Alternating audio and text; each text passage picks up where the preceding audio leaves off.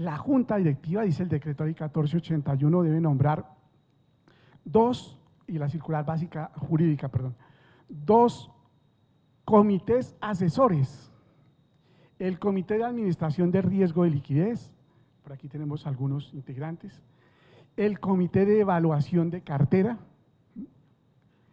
y también la junta directiva, ahora recuerde por la circular 14, que es la última, la 14 del 2018, que habla del SARLAF, entonces nombra el oficial de cumplimiento, ¿cierto? Ya aprueba la política, etcétera. Muy bien, entonces vamos a concentrarnos básicamente en la asamblea de asociados. Sabemos que la revisoría fiscal tiene que ver solamente con el fisco, con los ingresos, con la riqueza, con la propiedad, con los bienes del fondo de empleados, y el comité de control social con lo que tiene que ver con la asociatividad, con la protección de los derechos, de los deberes de los asociados, también otras partes con la asamblea, que ya vamos a ver más adelante. Entonces es la comisión. Que el comité de apelaciones, pues recordemos que cuando en segunda instancia, más adelante vemos en segunda instancia, se presenta el recurso de apelación en un proceso, por ejemplo, de exclusión, quien debía atenderlo originalmente es la asamblea, pero convocar a una asamblea por un aspecto disciplinario de una persona, pues es algo supremamente costoso. Entonces la asamblea en el estatuto le delega esa función a un tribunal, a una Corte Suprema, que lo llaman comité de apelaciones. Su única función será conocer del recurso de apelación. Eso lo vamos a ver un poquito más adelante. Bien, el quiz de la gobernabilidad en el Fondo de Empleados es que cada instancia, cada institución sepa exactamente cuál es su función, cuáles son los límites, y los establece generalmente el estatuto, ¿cierto? En la asamblea, ¿sí?, que tiene la función de máximo ente, de nombrar los cuerpos colegiados, en la junta directiva que controla y que asesora inclusive a la gerencia, en la gerencia que ejecuta y también controla, en la revisoría fiscal que certifica y controla también, y lo mismo en el comité de control social que también tiene un ente de control. Entonces, cada uno tiene definidos sus límites en las funciones que están en el estatuto. Y estas funciones están dadas para los cuerpos colegiados, es decir, las funciones de la junta directiva no están dadas para los directivos a nivel personal, sino que son cuerpo colegiado. Es decir, yo soy integrante de la junta directiva y yo no le puedo decir a la gerencia, gerente, deme por favor la lista de los deudores morosos, que quiero verla. Perdón, pero por favor, eso debe ser una gestión del cuerpo colegiado, de la junta directiva que determinó en su reunión del 15 de febrero hacer una evaluación de la cartera en mora.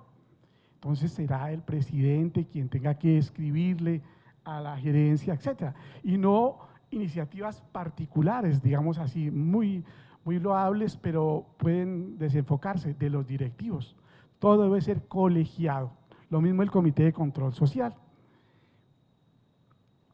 Entonces, en la administración, en términos de cada uno ocupar, la asamblea fija directrices generales, elige, la junta directiva define metas, estrategias, define metas en el presupuesto, en el plan de desarrollo estratégico, y quien lo administra, lo opera y lo ejecuta será la gerencia. Y en términos de control, entonces la asamblea, máximo órgano de control, por una parte la revisoría fiscal, con lo que decíamos que tiene que ver con el fisco, la parte de propiedades, etcétera, y la asociatividad con el comité de control social. Muy bien. Vamos a la asamblea entonces. En términos de normas aplicables a la asamblea, hay 2 macro, que son el decreto ley 1481, del 89, que es la ley marco de los fondos de empleados. allí nos da la mayoría de definiciones que vamos ahora a revisar en cuanto a quórum, clase de asambleas, el procedimiento para la habilitación o la habilidad, la toma de decisiones, los delegados, los asociados, los deberes, los derechos, etcétera. Y un último decreto, que es el decreto 962. Bueno, esta primera parte está aprobada o está ampliada en la circular básica jurídica, que en estos momentos es la 06 del 2015. Hay un capítulo que se lo dedica a la Asamblea, entonces que amplía estos aspectos. Y el decreto 962 del 2018, que es el que habla del gobierno corporativo, pero es un contrasentido decir corporativo. Nosotros debemos llamarlo solidario, ¿cierto? Nosotros no somos una corporación gigantesca, tantos, sino somos un ente solidario. Entonces llamemos el gobierno solidario. Lo que hace el decreto 962 es decir, vamos a llevar al estatuto y a algunos manuales y reglamentos aspectos obligatorios del buen gobierno solidario. Y eso le quita, digamos, sustento a una discusión si era obligatorio o no tener el código de buen gobierno, ¿cierto? Entonces, lo deja ahora opcional porque la columna ya la incorpora en el estatuto. Le deja una parte a los manuales, que es lo que tiene que ver con comunicación. Pero los que vamos a hablar ahora de los derechos, etcétera, lo trae al estatuto. Entonces ya le quita un poco de espacio, digamos, al código de buen gobierno. Entonces ese 962 habla de los derechos, de la información, de la convocatoria, de las elecciones, de los requisitos. Va a ampliar mucho, que es lo que vamos a detallar ahora, que es lo que tal vez ustedes hicieron el año pasado, incorporar en el estatuto, o están por ajustar en estos momentos. El decreto ley 1481 entonces define la asamblea como el máximo organismo de los fondos de empleados en cuanto a la toma de decisiones, pero con una condición. Y aquí es donde, por ejemplo, algunas personas que dicen, no, la asamblea no puede tener límites, la asamblea es el máximo órgano. Resulta que la ley, el decreto ley 1481, le dice, sí señores, la asamblea tiene límites. ¿En dónde están los límites? Están en la ley, en el estatuto y en los reglamentos, inclusive en su propio reglamento. De ahí la importancia que decíamos, si al comienzo aprobamos el reglamento, entonces después dijimos que en el reglamento iba a ser 3 minutos de debate. Y alguien no puede decir, no, a mí tiene que darme 10 porque no hay que… Pero ya lo aprobamos que fueran 3. Estamos en el último punto, entonces vamos a respetar. Pero también en la ley hay unas propuestas por allá en algunos fondos. En el punto último, proposiciones y recomendaciones, que es donde los asociados se desahogan en peticiones, ¿cierto? Entonces, por ejemplo, alguien propuso algo de este estilo. Propongo a la asamblea que el crédito de libre inversión, que está en el 15%, sea bajado al 10% porque el banco X nos está ofreciendo compra de cartera al tanto por ciento. Entonces les propongo que bajemos eso. Y con un discurso bien elaborado, ¿qué asamblea se opone a que le bajen a la tasa de interés a los créditos? Y otra contrapropuesta para allá después, propongo que se le aumente la tasa de interés a los ahorros, porque es que ayer me ofrecieron pagar al tanto por ciento y aquí el fondo no ofrece sino el tanto por ciento, entonces es injusto, etcétera. Entonces, ¿quién se opone a que le aumenten al interés a los ahorros? U otra de otro estilo, el gerente no me atendió como yo quería y no me dio el crédito que yo requiero, que es de 150 millones y yo tengo 2 meses en el fondo, he ahorrado 100,000 pesos, etcétera, etcétera, pero él no fue solidario. Entonces le propongo a la asamblea y llora uno y hace un debate y conmueve a la asamblea. Las asambleas no son racionales, a veces son emocionales. las de otro lado, ¿no? Las de otros fondos. Las de otros fondos, advierto, aclaro. que, que a veces son más emocionales que racionales. Entonces, quien hable duro, quien es, entonces, como que convence y se solidarizan, etcétera. Pues si el fondo llegara a votar algunas de esas decisiones serían ilegales. Si la asamblea las votara, so pena que es la máxima autoridad. ¿Cómo así que es ilegal? Sí, la ley, ¿cuál ley? El decreto ley 1481 le dedica 2 artículos nada más a la junta directiva. Y en uno de esos artículos dice, la junta directiva es el administrador permanente del fondo de empleados y es el director de los negocios del fondo de empleados. ¿Cuáles son los negocios del fondo de empleados? ¿De qué vive el fondo de empleados? De ahorro y crédito, básicamente, ¿cierto? Esos son los servicios. Luego, nada de lo que tenga que ver con la parte fiscal, inclusive el presupuesto. O sea, el presupuesto lo elabora la junta directiva. También todo lo que tiene que ver con ahorros y crédito es del resorte de la junta directiva en el reglamento. Porque la junta directiva tendrá en el comité de administración del riesgo de liquidez el comité asesor que le habla al oído y le dice, si usted baja un punto el crédito de libre inversión, eso le vale 50 millones de pesos en los excedentes. Usted verá. Y si usted le sube un punto a los ahorros, eso le disminuye 33 millones de pesos en los excedentes. Entonces fíjese que lo que podía ser bondadoso o altruista en la asamblea, sin pensarlo, eso puede tener otras repercusiones, ¿no? Entonces, por eso dice la ley, todo lo que tenga que ver con la parte económica es de la junta directiva.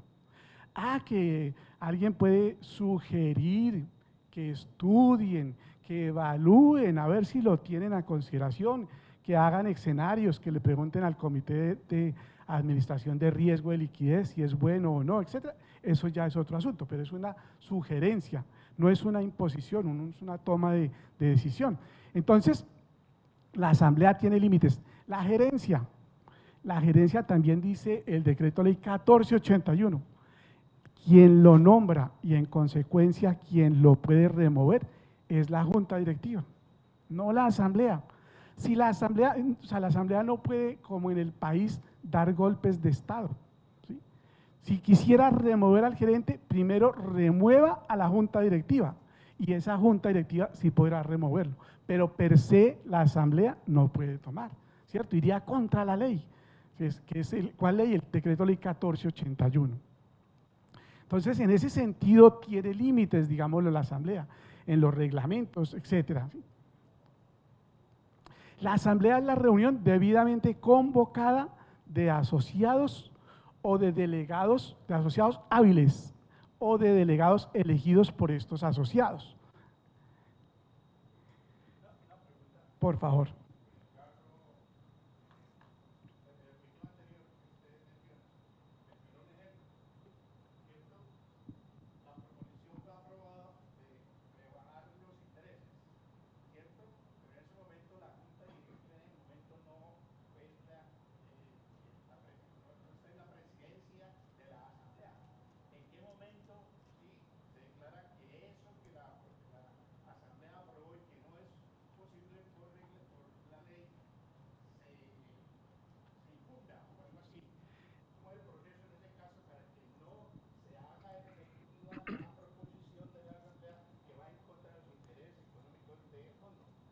Perfecto, profesor. Yo le ruego un favor, o sea, más adelante viene lo de la impugnación y lo ampliamos. Entonces, por favor, con mucho gusto, ahí trabajamos. Muy bien, entonces, ¿quiénes son asociados hábiles? Es muy importante siempre indicar. Es diferente en las cooperativas y diferente en los fondos de empleados. Entonces, en los fondos de empleados dice la ley, el decreto ley 1481, que son asociados hábiles aquellos que el día en que se reúna la junta directiva no están atrasados, no están inhabilitados por un proceso disciplinario o que ya han ingresado y han sido aceptados, ¿sí? Están en el libro de registro de socios, indica eso. Entonces, esos son los asociados hábiles, los que el día en que se reúna la junta directiva están al corriente en sus obligaciones. En las cooperativas es diferente.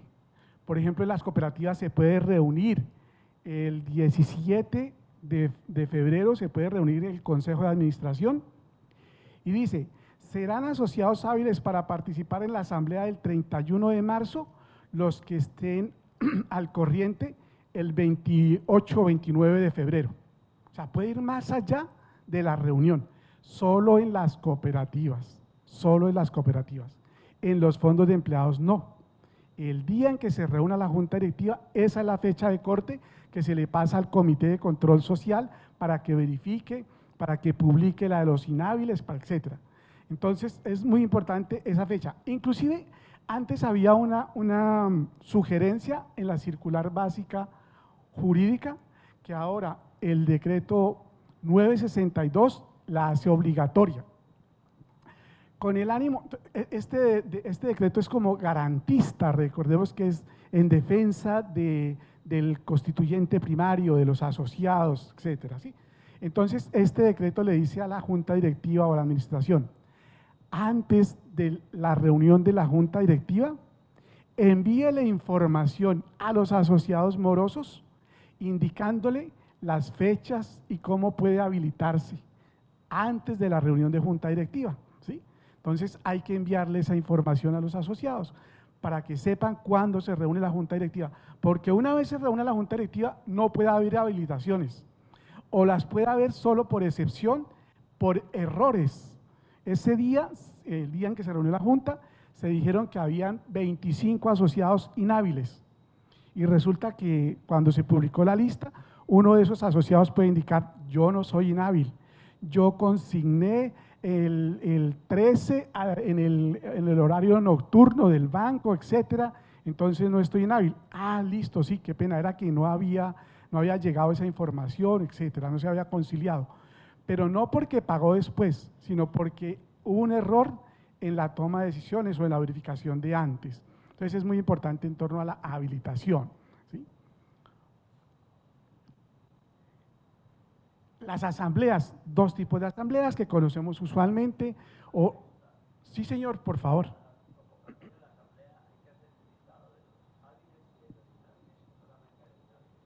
Perfecto. Ya lo trabajamos adelante, pero anticipamos. Dice la norma que se debe publicar únicamente la de los inhábiles. Y ya ampliamos esa partecita aquí con eso, con mucho gusto. Las ordinarias, una vez al año, dice la norma, dentro de los 3 primeros meses del año. La extraordinaria, aquella que no puede esperar a la siguiente ordinaria por la urgencia. Se renunciaron todos los miembros de junta directiva, principales y sus suplentes, y estamos en julio.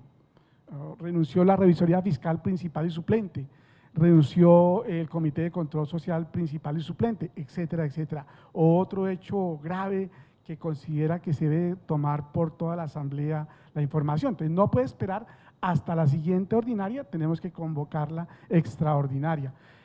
¿Que cuántos puntos se pueden llevar a una ordinaria?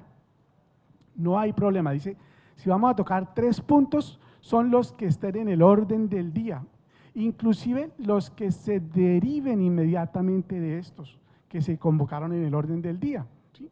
Entonces, si tomamos una decisión que afecta a un reglamento o que afecta a algún otro aspecto, pues también se puede discutir, pero se pueden tocar tantos temas como se indiquen en la convocatoria. Lo que pasa es que no se pueden tocar temas que no estén en la convocatoria. Entonces, por ejemplo, ese punto que es de las asambleas ordinarias, proposiciones y varios, nunca irá en una asamblea extraordinaria, ¿cierto? Pero podemos tocar 3 o 4 temas que deben ir en la convocatoria. Lo que no podemos es sacar del sombrero, digamos, otros temas, pero sí los que previmos, se establecieron desde la convocatoria.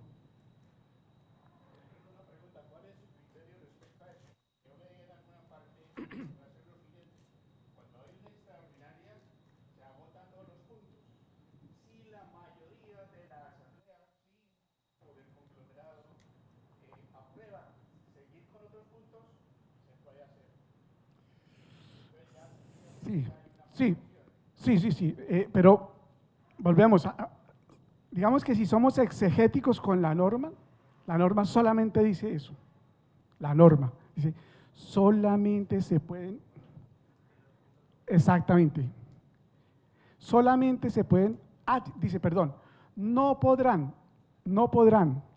tratar asuntos diferentes de aquellos por los cuales se convocó. Entonces, la interpretación exegética es cerrada. O sea, la norma inclusive casi que prohíbe.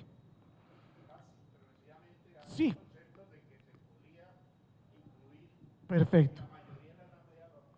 Perfecto, perfecto. Sí, digamos que hay otros conceptos. Nosotros nos quedamos con los de la ley, que dice que únicamente se pueden los que se convocaron en el orden del día. ¿Sí? Entonces, digamos que puede haber otros conceptos, pero la misma norma de interpretación es cerrada, doctora.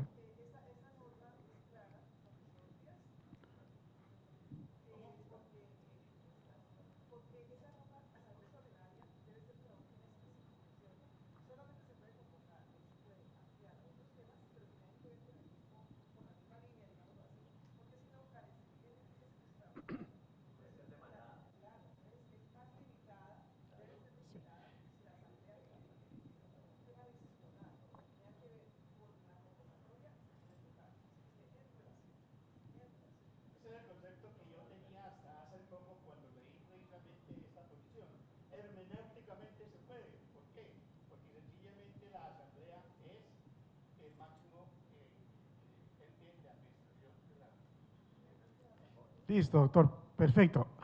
Digamos que esa es una interpretación, la otra es la desde el punto de vista exegético literal de la norma. ¿Sí? No podrán tratar asuntos diferentes de aquellos para los cuales se convocó o los que se deriven de estos. Artículo 29 del decreto ley 1481.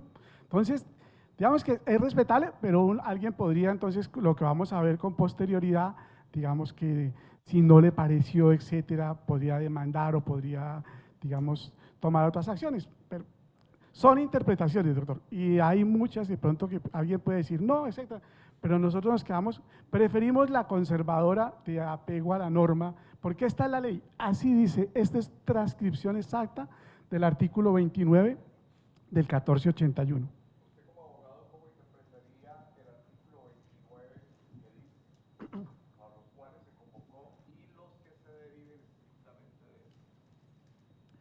Bueno, sí, digamos que ahí podría prestarse también para interpretación, pero básicamente es, por ejemplo, hay un problema económico y vamos a, tal vez a aprobar una contribución obligatoria, ¿sí?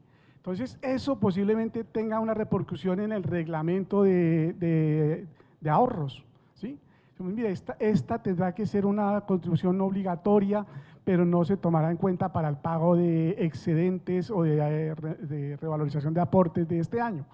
Era algo que no estaba en la propuesta, pero tiene que estar ligada a uno de los puntos. Ahí también podría haber tela para discutir, pero en principio es si hay algo que tenga nexo, conexidad, etcétera, derive de lo que se está discutiendo, que no estaba en la propuesta original, se tendrá que considerar. Perdón.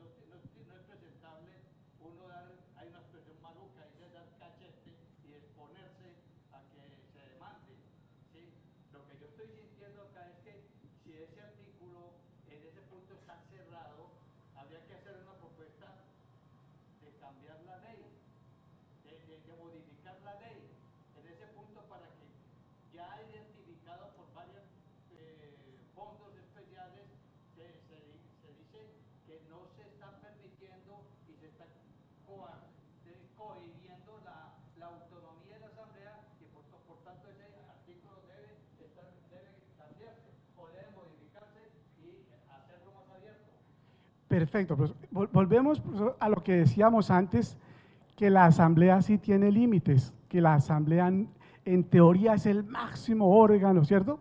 Porque decíamos, ¿dónde están los límites? En la ley, en el estatuto, en los reglamentos. Y la ley dice, no pueden tocarse otros temas. Y uno insiste, no, es que la asamblea es la máxima autoridad. O sea, discúlpeme, pero la ley no. Entonces ahí estamos en un conflicto, ¿sí? Nosotros preferimos ser conservadores y decir, mire, eso atentaría contra lo que dice el 1481.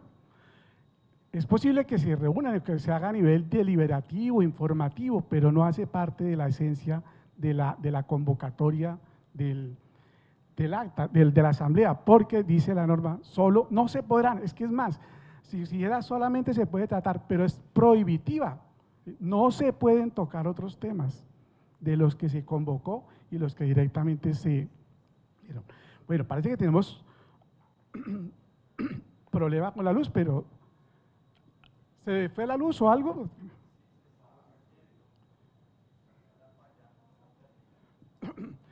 Si me permiten, podemos seguir.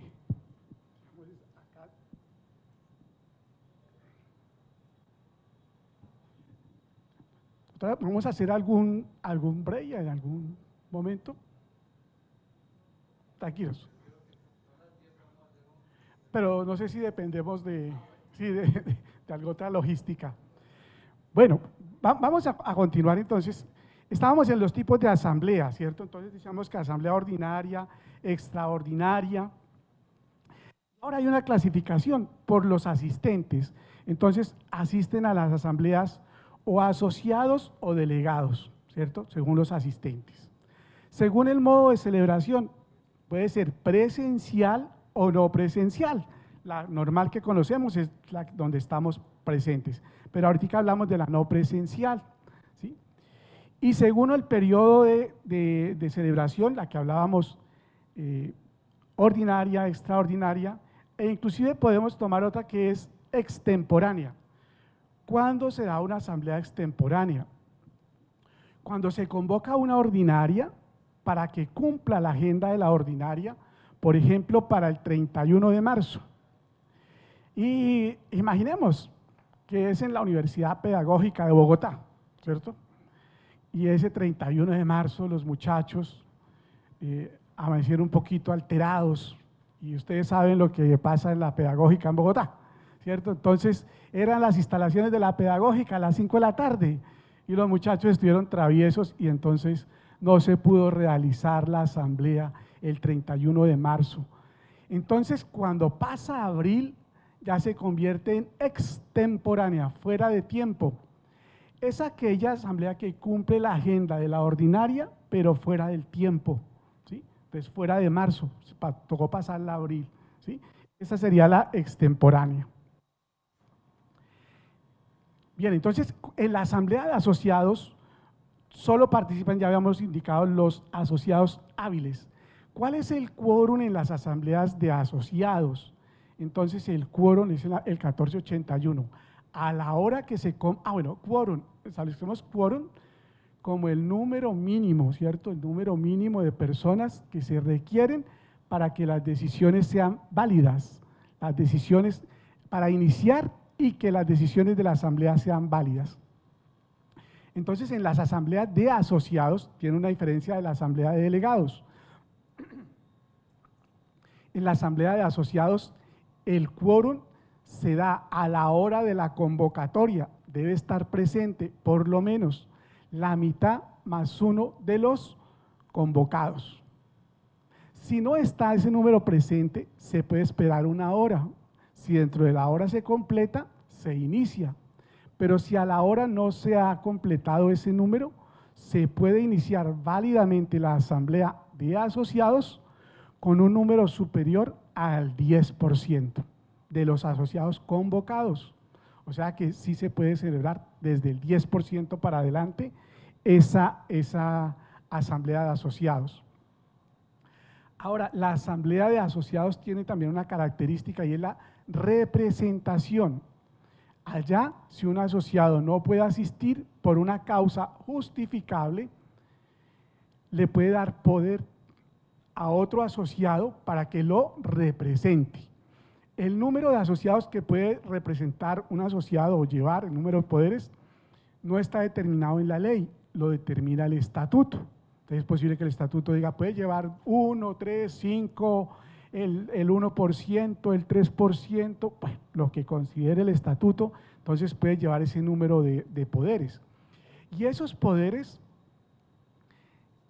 tienen fuerza no solo para el quórum, sino para todas las votaciones que se desarrollen en la asamblea. Entonces siempre habrá que tener una paleta o algo que diga yo tengo 5 votos, ¿sí? Que tengo 4 poderes y el mío, entonces son 5. Entonces siempre se debe tener en cuenta ese número de votos que representa. Ahora, los poderes pueden ser amplios y suficientes para todas las votaciones, o también pueden ser restringidos, si tiene la confección de restricción el poder. Por ejemplo, este poder está dado únicamente para contestar a lista inicial, porque en la votación mi voto, dice quien otorgó el poder, es por la lista número 3, que ya se conoce con anticipación. Ah, bueno, perfecto. O para todos, excepto para el voto de junta directiva. ¿Sí? Puede tener otra consideración diferente al representante. Entonces puede estar limitado o no limitado. También pueden dosarse. Puede ser el caso que el estatuto diga que se pueden llevar 5 poderes y me llegaron 10. Entonces yo no pierdo esos poderes o no se pierden para no malograr la asamblea, sino que se pueden endosarle a otro asociado. Pero eso es en la asamblea de asociados.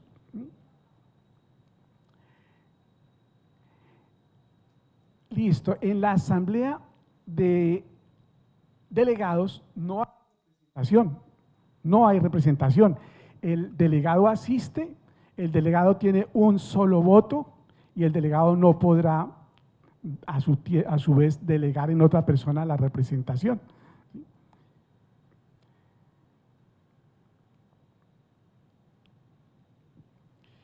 Bueno, entonces en la asamblea de delegados el estatuto será quien indique la forma de convocatoria o de tránsito de la asamblea de asociados a la asamblea de delegados.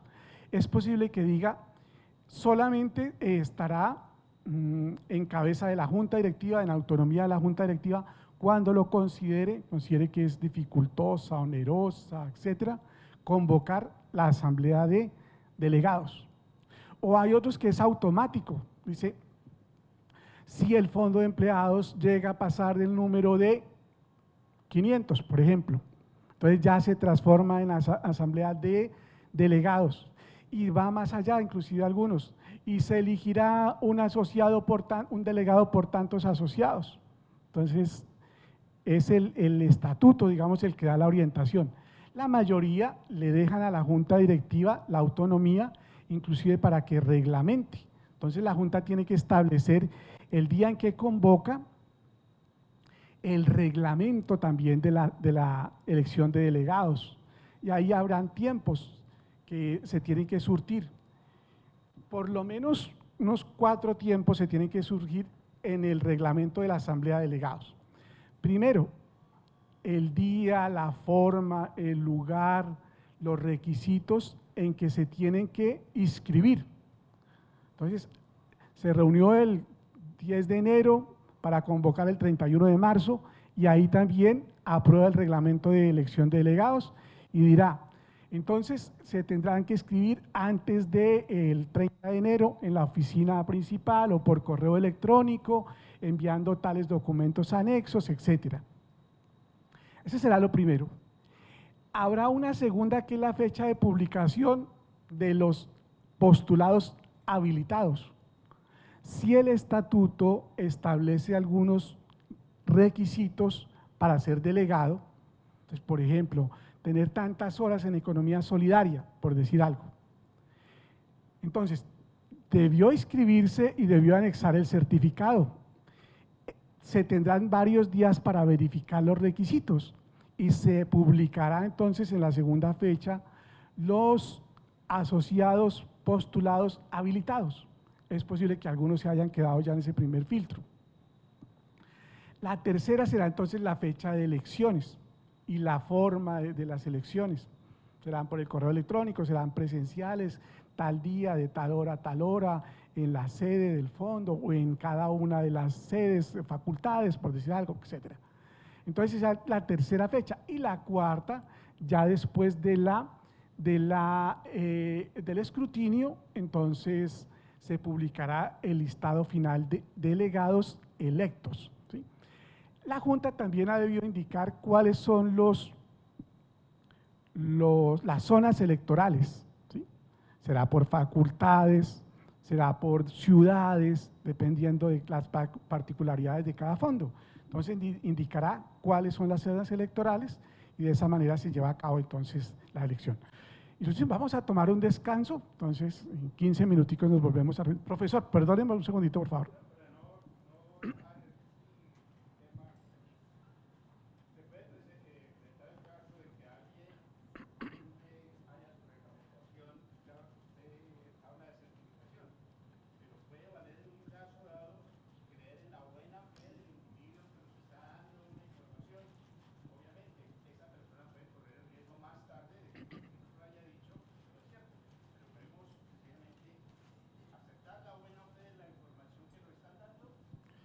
Profesor, la respuesta sería negativa. Lamentablemente, acá no vale la buena fe. O sea, vamos a ver más adelante, son una serie de certificados y certificados. Y la super cuando viene, lo primero que hace es pedir la carpeta, la hoja de vida de los asociados o de los delegados o de la junta, etcétera, todos ellos. Y mira contra el estatuto. El estatuto dice, debe tener 40 horas de economía solidaria, debe ser certificada. O sea, no vale la manifestación, por ejemplo, un escrito que diga, yo hace 50 años soy cooperativista, etcétera, firmo. No vale. O sea, ante la superintendencia. Lo mismo que otra serie de certificados que vamos a ver ahora, pues no vale. Aquí, lamentablemente, algo que confiamos mucho en la palabra, pero ante la ley no, es la certificación. Listos, vamos a descansar 15 minuticos, entonces por favor. Profesor, qué pena, disculpen un segundito, tienen otra pregunta, la última.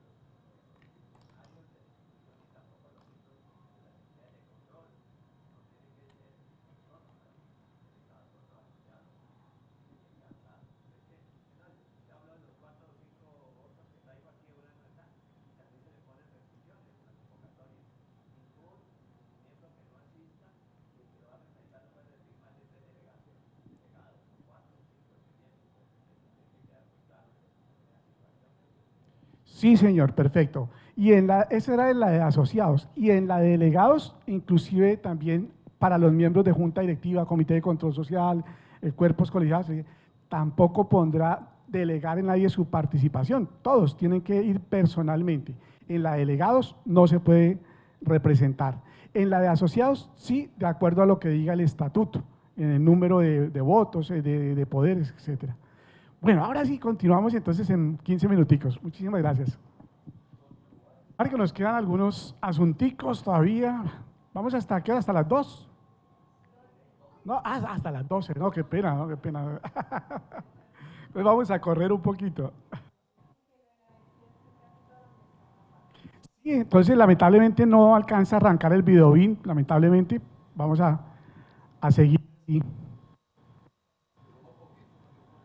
Sí, eso es lo que, o por lo menos el micrófono alcanza para… Sí.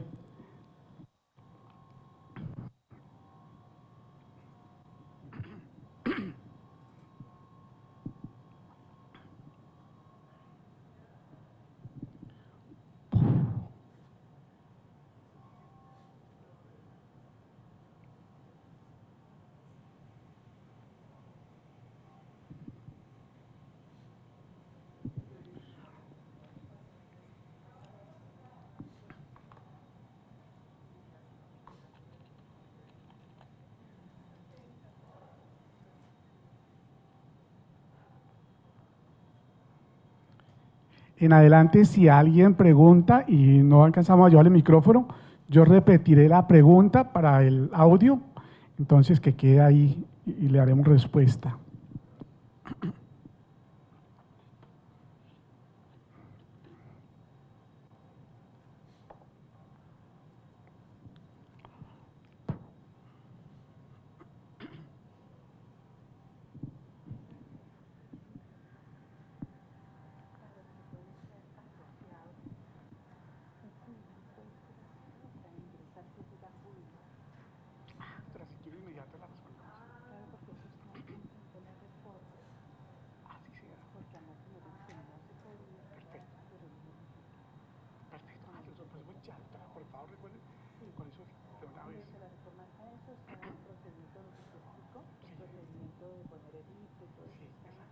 Continuar,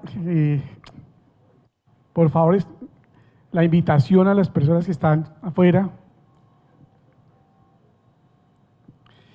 Entonces decíamos que en la Asamblea de Delegados el estatuto es el que habilita bien sea la Junta Directiva para que tome la decisión de transformar la Asamblea de Asociados en la Asamblea de Delegados. O también hay otros estatutos que automáticamente dan la orientación. Cuando el número de asociados sea superior a 300 o a 500, y se nombrará un delegado por cada 20, por cada 30, por cada 50, por cada 100 asociados, etcétera. Lo demás se lo dejan a la reglamentación que tiene que establecer la Junta Directiva. Un reglamento de elección de delegados que el mismo día de la convocatoria, o pueden haber dos convocatorias, una convocatoria para elección de delegados y otra fecha y otra reunión para convocar a la asamblea. La norma indica, así como recuerdan que en la asamblea de asociados mismo se podía iniciar con el 10%, entonces acá la norma dice que mínimo se deben elegir 20 delegados, mínimo se deben elegir 20 delegados. Ese es el tope que establece, o el piso mejor, que establece. Bueno, un poquito en funciones de los delegados. Entonces, la primera, la más importante, es asistir. El 1481 original no tenía periodo para los delegados. Fue la ley 1391 del 2010 la que le estableció periodo a los delegados. Entonces ahora los delegados pueden tener periodo de 1 año, de 2 años, de 3 años. Eso indica que pueden asistir tanto a las asambleas ordinarias que estén dentro de su periodo como las asambleas extraordinarias. Entonces ya no se tendrá que hacer elecciones, sino que pueden concurrir a las asambleas ordinarias y extraordinarias que estén dentro de su periodo. Entonces, una de las principales funciones será asistir a las asambleas y allí examinar los documentos, o con anterioridad son puestos los documentos, generalmente con 15 días de anticipación, son puestos en su conocimiento los documentos que se van a debatir o compartir o exponer en la asamblea. Entonces tienen el deber de revisarlos para luego llegar a las decisiones que establece el orden del día. Elegir, remover, si el estatuto lo permite, a los principales y suplentes de la Junta Directiva, Comité de Control Social, de la Revisoría Fiscal, del Comité de Apelaciones. Otra de las funciones tiene que ver con transmitir a los asociados, un poco a la base, la información de lo que ocurrió en la asamblea. Aunque ahora ya el decreto 962 le establece una obligación a la administración, que es con posterioridad a la asamblea informar a todos los asociados de lo ocurrido en la asamblea. Luego debe, por medio del manual de comunicaciones, se debe especificar cuál es el canal oficial de comunicación del fondo con los asociados y quiénes son los responsables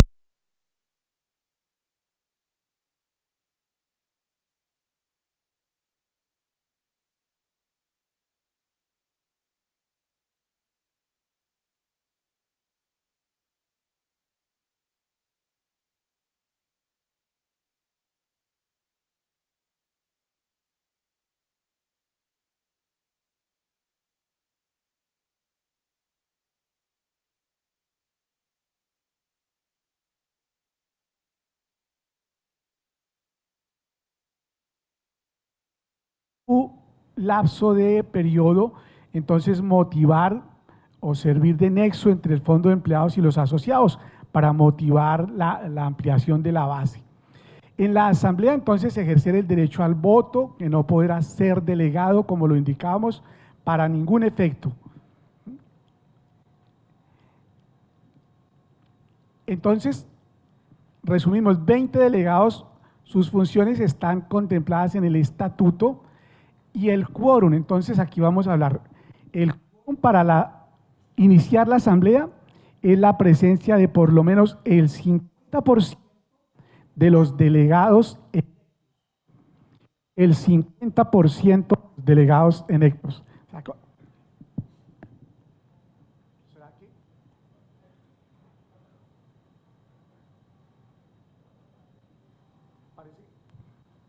Parece que ya está.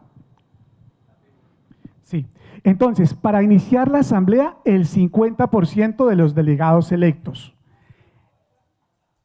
Se deben elegir mínimo 20 delegados. El reglamento de asamblea dirá cuántos delegados se eligen, ¿cierto? Las reuniones presenciales y no presenciales. Se pueden hacer asambleas no presenciales. Dos tipos de asamblea que se rigen por los artículos 19 y 20 del Código de Comercio. Una tiene que ver con la asamblea que se toma no presencial de manera en tiempo real. Es decir, estaremos comunicados con la seccional de Bogotá, con la seccional del Atlántico, etcétera, en tiempo real por videoconferencia. El requisito en esta asamblea es que tiene que estar conectado el 100% de los delegados electos. No puede dejar de conectarse un solo delegado, 100%. Entonces eso es poco difícil, son más favorables para las reuniones de junta directiva o de grupos pequeños. También hay otro tipo de asamblea que es la toma de decisiones en tiempo no real. Por ejemplo, vamos a convocar o a preguntarle a la asamblea, a los delegados, por que nos envíen una encuesta o una respuesta, sí o no, por decir algo, vamos a vender la sede, entonces nos han ofrecido tanto, pero esa decisión no la toma la Junta ni la Administración, sino la Asamblea. Entonces, para no reunirlos, los podemos convocar por correo electrónico. Les damos la información y le digo, responda por favor dentro de los siguientes 30 días, sí o no a la propuesta que está en la Asamblea. Entonces, esa es una toma de decisiones en tiempo no real. Máximo se pueden dar 30 días y el acta la suscribe el gerente. Dentro de los 5 días siguientes tiene que dar la información o el resultado. Entonces, esas son las reuniones de asamblea no presenciales que describen los artículos 19 y 20 del Código de Comercio.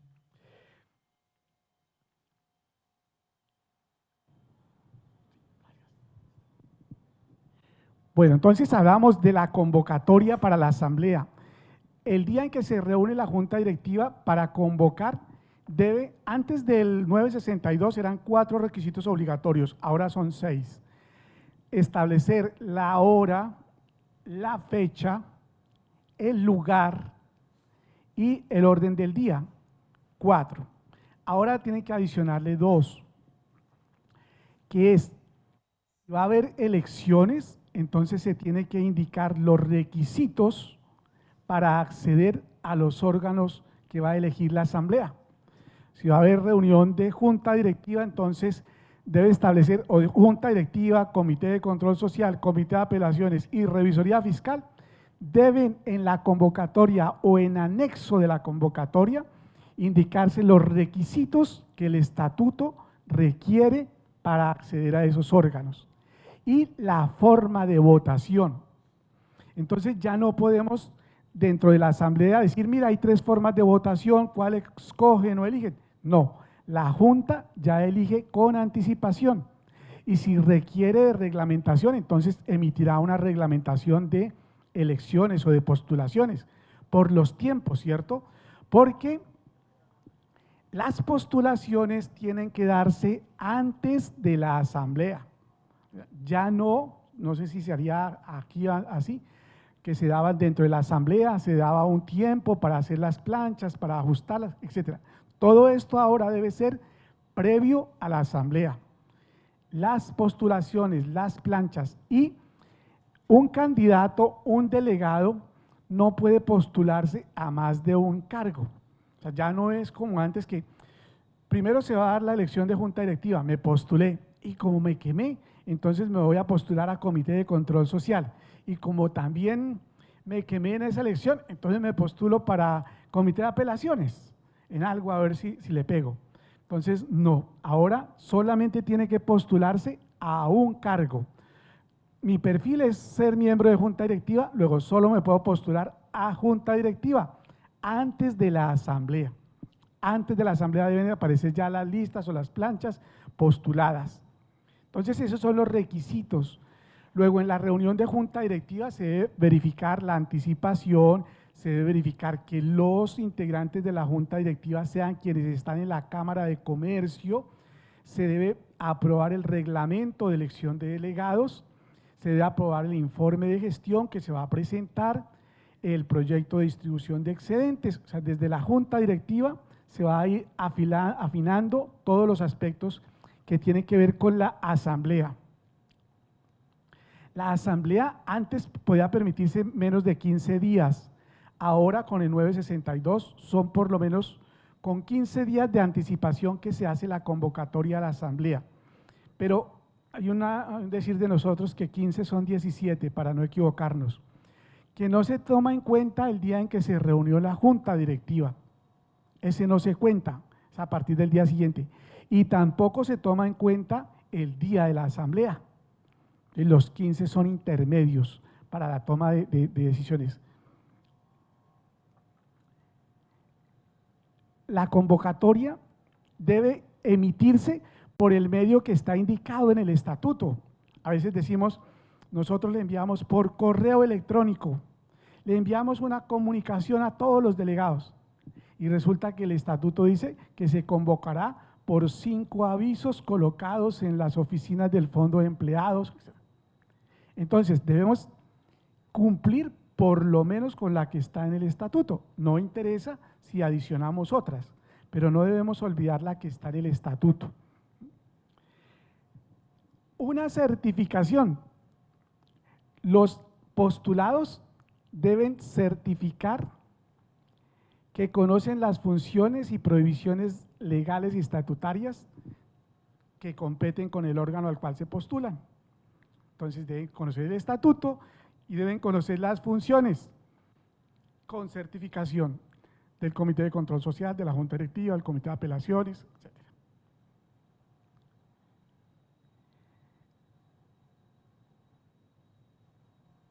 ¿Quién verifica los requisitos de los postulados? Entonces, en la convocatoria dijimos qué requisitos se requerían para Junta Directiva, Comité de Control Social, Comité de Apelaciones. Se requieren tantos requisitos, entonces es el Comité de Control Social quien verifica esos requisitos para habilitar las postulaciones. Se postuló una plancha y las planchas deben estar integradas por el número de principales y suplentes que diga el estatuto para ese órgano. Para la junta directiva, por ejemplo, nuestra junta es de ¿cuánto? ¿5 o 7? 5 principales y 3 suplentes. Las planchas deben estar integradas por 8 personas, 5 principales y 3 suplentes. No puede haber una plancha solo con 5 principales, o con 5 principales y un suplente, o con 3 principales y 3 suplentes. Las planchas deben estar diligenciadas por todos los integrantes, las curules, los cupos, ¿sí? Y deben cumplir los requisitos y los verifica el Comité de Control Social.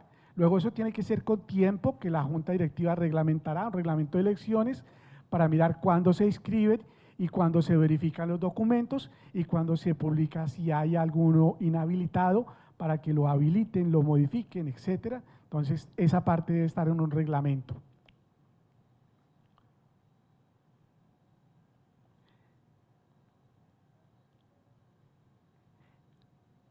Debe existir, cuando se eligen delegados debe existir un acta de escrutinios. Esa acta debe ser parte del anexo que va a la superintendencia. Bueno, con relación a la publicación de los asociados inhábiles para asistir a la asamblea o para votar, entonces hay una sugerencia o una pregunta, siempre dice, ¿se publican la de los inhábiles? Sí. Y hay una pregunta, ¿esa publicación no va en contra del derecho al buen nombre de los asociados? No se puede demandar, etcétera. El que me publiquen allá, Rodrigo Quintero es inhábil para asistir a la asamblea del Fondo de Empleados de Analfe, porque está en mora. Entonces la Corte Constitucional ha evaluado este caso y ha indicado que el buen nombre, porque yo dije que atentaba contra mi buen nombre, entonces la Corte ha dicho que el buen nombre es algo que se cuida, se protege, se gana con méritos, ¿cierto? Entonces, si yo desprotejo, si yo no honro mis obligaciones, entonces he descuidado mi buen nombre. Luego, la publicación no atenta contra el buen nombre, porque yo he dado pie para que esa situación esté, digámoslo así, como lo ordena el estatuto y la ley, que se publiquen los asociados inhábiles. Luego, no hay ningún inconveniente. Lo único que se dice en la ley es que la publicación debe hacerse en las oficinas del Fondo de Empleados, ¿cierto? Entonces, no podré ponerlo en la prensa o en etcétera, por ahí en todo lado, sino en la oficina del Fondo de Empleados para cumplir con el requisito. El derecho de inspección, doctor profesor, por favor.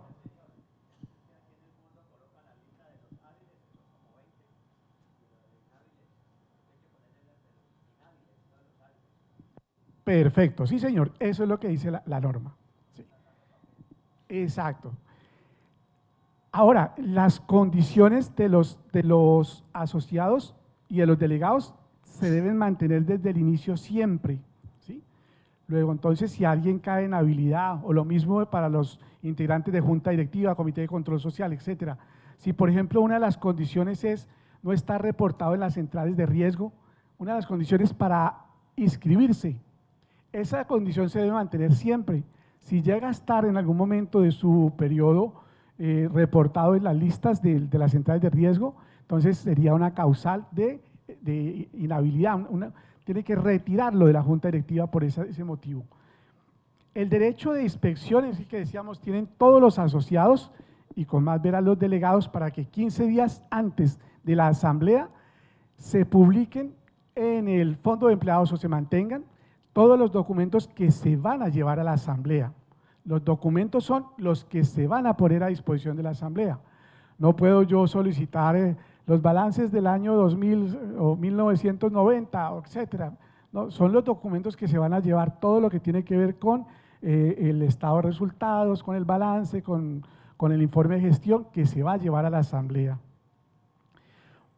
Bueno, entonces ya en la asamblea, constituidos en la asamblea debe tener por lo menos unos 18 o 20 puntos en el orden del día.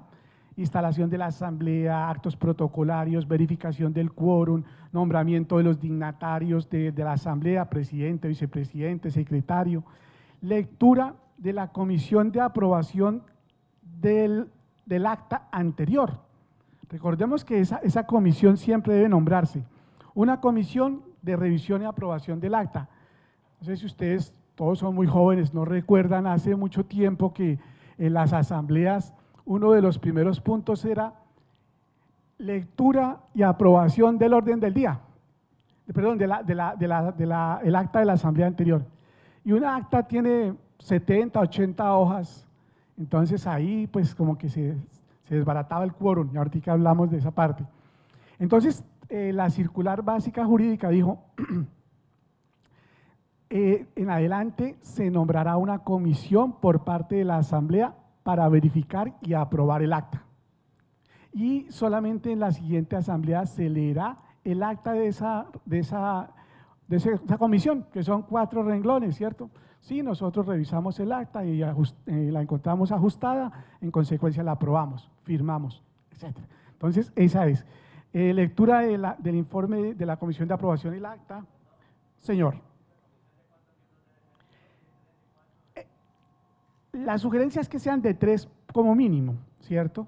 Porque hay fondos donde se han elegido 2 y entonces entran en conflicto los 2 miembros, indicando que ese punto no fue así, el otro que sí, etcétera, y entonces no se ponen de acuerdo. Mientras que si hay 3, procuraremos que por lo menos con el voto de 2 o con la firma de 2 quede aprobado, de los 3. ¿Sí? La aprobación del orden del día, la aprobación del reglamento de asamblea, el informe de la comisión, la designación de comisión de escrutinio, si va a haber elecciones, la elección y aprobación de la comisión para esta nueva acta, para revisar y aprobar esta nueva acta. El informe, vienen después los informes de los órganos de administración, informe de la gerencia y la junta directiva o la administración, el comité de control social, la revisoría fiscal, la aprobación de los estados financieros, la aprobación del proyecto de distribución de excedentes y luego si hay reforma de estatutos, la reforma de estatutos y luego las elecciones. Junta directiva, comité de control social, comité de apelación, revisoría fiscal y aquí hay algo adicional que tiene que aprobar los honorarios, la asamblea, tiene que quedar en el acta. Eso es indelegable. No se le puede decir, no, y que la junta acuerde allá los honorarios. No, tiene que ser aprobado por la asamblea. Es posible que la empresa o la entidad que postuló su nombre para ser revisor en la propuesta ya indique. Entonces mi propuesta es de 2 millones, 5 millones, etcétera. Entonces por lo menos debe quedar claro en el acta que es aceptada los honorarios por la suma de tanto. Y el último punto de proposiciones, recomendaciones, clausura. Bueno. Respecto al quórum, entonces, la primera vez hablamos del quórum en la asamblea de asociados, que era el 50% más 1, o después de 1 hora el 10%. Ahora estamos en la de delegados, el quórum sí o sí para iniciar la asamblea es la mitad de los delegados, la presencia a la hora en que se convocó de por lo menos la mitad de los delegados electos. No da el tiempo de espera, no da que si después de 1 hora, no. Luego nuestra sugerencia es que se abra la asamblea a la hora en que se convocó. Si tuvimos que esperar 15 minutos o 20 minutos, no dejemos huella en el acta, ¿sí? Sino que se empezó a las 8 con la presencia eran 60 delegados y hay entonces 35, listos. No, señor, para los delegados es solo la mitad. Y hay otra que a veces nos confundimos, que es lo que viene, que es la toma de decisiones. La toma de decisiones, hay 3 tomas de decisiones, ya en la asamblea estamos. Entonces, la toma más sencilla de decisiones, si es por el voto afirmativo de por lo menos la mitad más 1 de los votos. Este ejemplo, una asamblea, estaban 100 delegados, nombraron revisor fiscal, eligieron revisor fiscal y el primero sacó 25, el segundo, 20, perdón, el segundo 45 y el 5, 100, ¿cierto? 45, 35 y 20. Esa asamblea dio por electo a quien sacó 45. La super le ordenó hacer otra asamblea para nombrar delegado porque estaba en contra de la ley esa decisión. ¿Qué dice la ley? Las decisiones más sencillas se deben tomar por lo menos con el voto favorable de la mitad más 1. No era la mitad más 1, ¿cierto? De los 100, el que ganó era 45. Entonces, ¿qué debieron hacer? Constitución del 91, segunda vuelta, ¿cierto? Se desechan las opciones que tuvieron menos votos y se dejan únicamente las 2 que tuvieron mayor aceptación y entre ellas se vota. Entonces hay 100 votos, dejamos el tercera opción, votamos solo con los 2 primeros. Lo máximo que puede ocurrir es que queden 50-50. Entonces ya sabemos, vamos al reglamento de asamblea, si no está el reglamento de asamblea vamos al código de comercio. El código de comercio nos dice que por el azar, lo que el azar hace es quitarle un voto a un candidato y ponérselo a otro. Luego por el azar uno tendrá 49 y el otro 51. Entonces así queda solucionado esa parte. Esas son las decisiones más sencillas, pero hay dos decisiones calificadas, por favor.